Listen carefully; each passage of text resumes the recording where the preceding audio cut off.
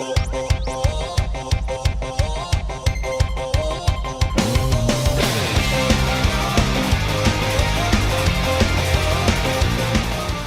la mission locale, elle a la bonne idée d'accueillir les jeunes. D'abord, il doit y avoir beaucoup de bienveillance en entretien individuel, et puis d'avoir créé des ateliers estime de soi.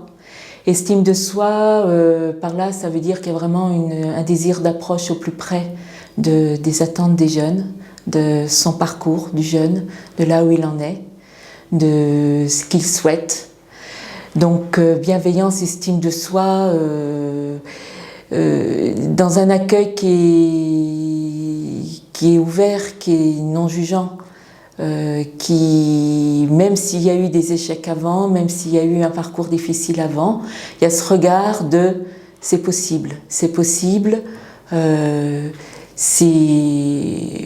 on peut rétablir un contrat, on peut faire des choses pour que l'accès à l'emploi, l'accès peut-être à un autre chemin d'études, etc., puisse se faire. Pour moi, la mission locale est le meilleur interlocuteur des jeunes.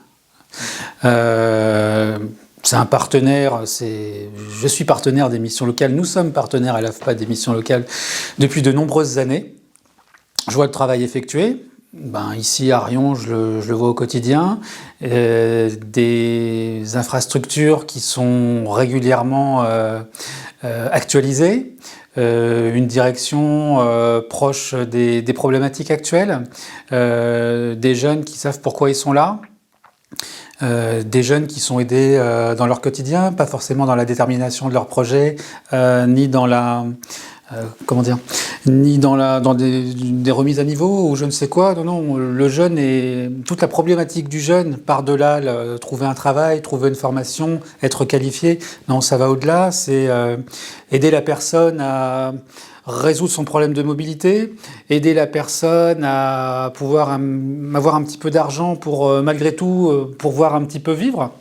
Parce que ces gens ont le droit justement d'avoir aussi de pouvoir avoir de l'extra-professionnel, donc d'avoir quelques moyens, et la mission locale peut leur proposer tout ça.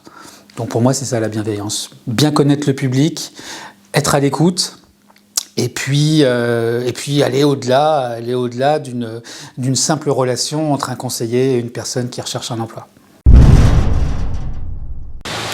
Bon, ça se passe bien. À chaque fois que j'ai un petit renseignement, j'appelle le secrétaire, il me répond directement. Il n'y a pas d'attente, ça se passe bien.